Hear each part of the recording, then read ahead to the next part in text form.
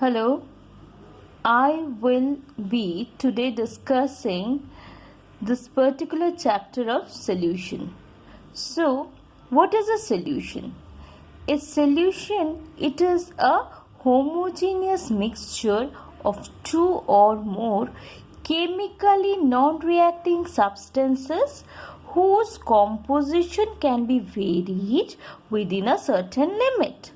So, what are the things when I call any solution as a solution?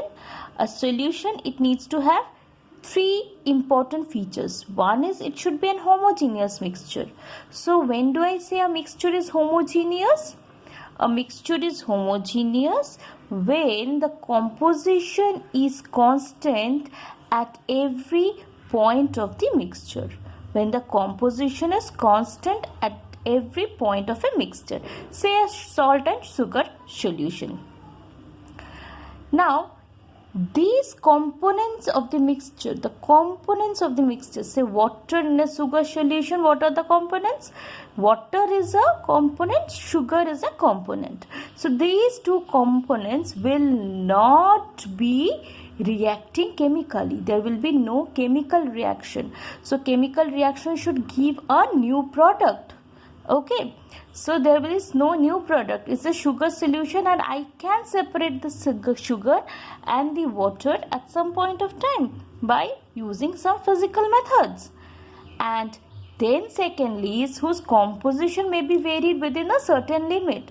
So what is the certain limit in which the composition is varied? If I take the same example of sugar solution, you can keep on adding sugar only till a given limit. Okay, you can have a very less sugar to a very high sugar concentrated solution.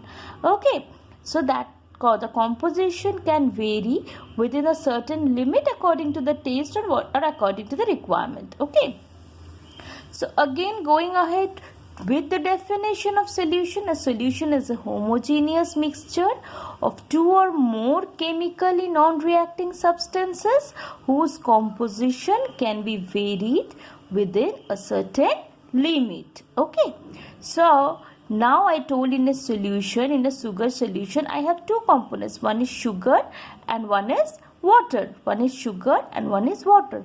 I pour water in a beaker or in a glass and then add sugar to it and then I will stir it.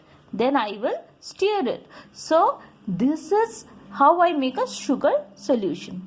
So in a solution, I have two components. One is a solvent and one is a solute. One is a solvent and one is a solute. So solute is what is dissolved. So what will be solute in this case? Sugar will be the solute in this case. So sugar is the solute. And what is a solvent? In what it is dissolved. So water is the solvent in this case. So water is the solvent in this case. Okay. So sugar, what is being dissolved? Because sugar is being dissolved. So sugar is the solute. And in what it is being dissolved? That is water. So in what it is being dissolved? That is water. So water is the solvent over here. So now to define what is a solvent and what is a solute, first defining what is a solute. So solute is the substance which is being dissolved.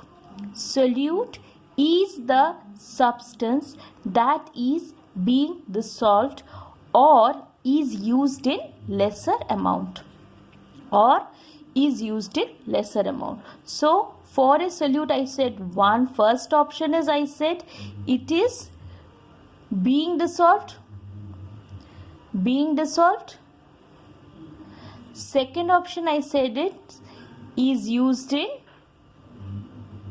lesser amount. And the third option is in a different state than the solution. So these are the three different things that you will see. First is it is being dissolved. A solute is the component which is being dissolved. or which is being used in a lesser amount, or which is in a different state of matter than the solution. Okay.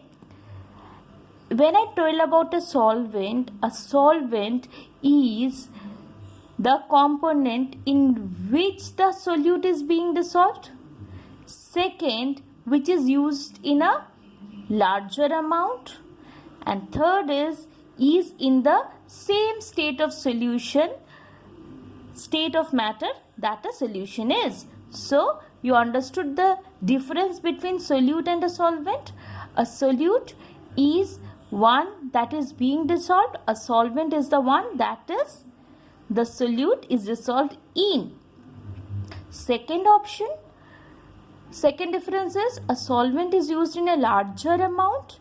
A solute is being used in a smaller amount. Third, the solvent is always in the same state of matter that the solution is in, and a solute is in a different state of matter that the solution is in.